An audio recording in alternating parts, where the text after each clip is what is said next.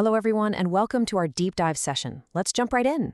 Welcome to Empower Fantastic Life. Find your power, live without limits. Today, I'm going to act as your senior consultant to unpack a truly fascinating case study. Now, if I told you that one of the world's most successful wealth-building blueprints was drafted over 4,000 years ago, you might be a little surprised. But we're looking at history's earliest successful wealth manager, a man named Abraham. Stripping away all the ancient jargon, his life actually gives us a highly practical masterclass on managing resources, building trust, and creating a legacy, completely without relying on hype or stepping on others to get ahead. So let's dive into this. Here is our game plan. We're going to distill these ancient texts into a super practical 4-pillar framework for modern financial success.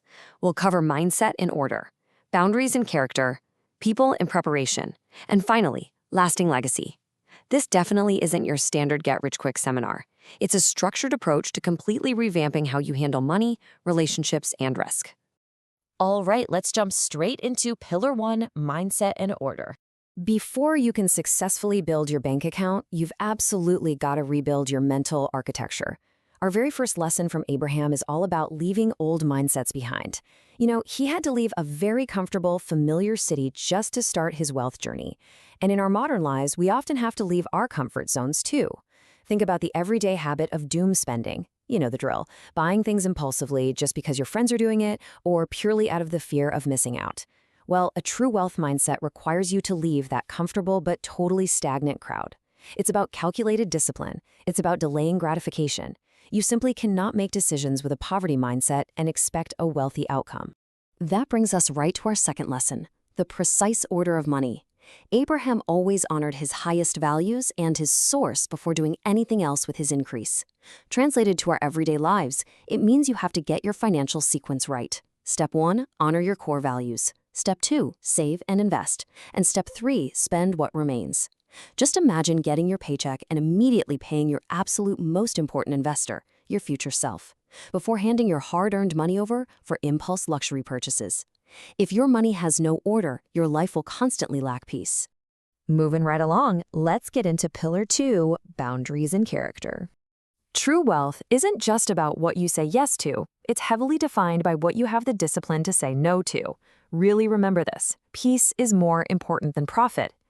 In the historical account, Abraham actually let his younger partner, Lot, take the absolute best, most fertile land just to avoid a bitter conflict. Now, on paper, that sounds like a terrible business move, right? But the lesson is profound. Think of an everyday scenario where you're offered a highly lucrative business partnership, but you know the partner is incredibly toxic. If winning that money costs you your sleep, your health, and your peace of mind, that's a bad trade. Walking away from a bad situation to maintain your peace is a premier wealth strategy. Lesson 4 focuses on integrity and clarity. When Abraham needed land later in life, he was offered it for free as a favor. He flat out refused and insisted on paying full market price with witnesses present. Why? Because the messy handshake, accepting free favors with vague terms almost always contains massive hidden costs down the road. Imagine refusing a sketchy free favor from a contractor and instead choosing to pay full price with an ironclad contract. Let's be real. Cheap things often cost the most in the long run. Clear ownership and uncompromising integrity are your most valuable long-term assets. Okay, up next is Pillar 3, People and Preparation. Scaling wealth is never a solo endeavor. True wealth doesn't fight alone. Lesson 5 is all about strategic alliances. Abraham had a network of reliable allies he could call upon during a crisis. If you try to navigate the complexities of wealth building entirely by yourself, you are at a massive disadvantage. Think about trying to day trade in the volatile stock market completely alone in your basement versus building a trusted mastermind group of seasoned professionals. Surrounding yourself with people who share your values and have greater experience will save you years of costly mistakes. And building that powerful network requires generosity. Lesson 6 shows us that generosity is actually an invisible investment. Treat every client with respect, support junior employees, help those just starting out, and share knowledge without expecting an immediate return. Picture this. You spend extra time mentoring a struggling junior employee today without any ulterior motive. 10 years down the line, that same person becomes a CEO and brings you the biggest account of your entire career. How you treat people literally shapes the financial environment you operate in. This builds directly into Lesson 7, the difference between reckless risk and prepared risk. Reckless risk is driven by the fear of missing out. It's blindly dumping your life savings into a trending cryptocurrency based on a hot tip with absolutely zero research. Prepared risk, which is exactly how Abraham operated, involves rigorous study. It means thoroughly researching an industry, building a solid 6-month emergency fund, and seeking wise counsel before you finally decide to quit your day job to start a business. Prepared risk allows you to move with total confidence. Finally, we arrive at Pillar 4, lasting legacy. This is where we shift our focus from merely accumulating wealth today to successfully preserving it for tomorrow. Lesson 8 teaches us to think of the next generation. True generational wealth is not just about leaving behind a giant pile of money.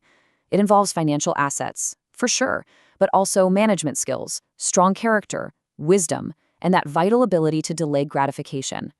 An everyday analogy would be actively sitting down with your teenager to teach them how to budget their monthly allowance, rather than simply handing them the keys to a massive trust fund on their 18th birthday.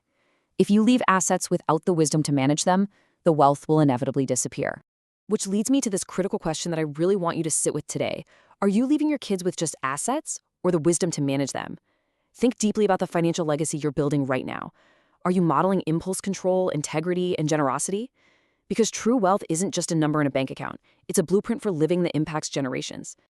I really hope this explainer has given you a fresh, structured perspective on building a life of true value. Start applying these pillars to your decisions today. You've been listening to Empower Fantastic Life, Jaeger Empowerment Academy. See you next time. Bye.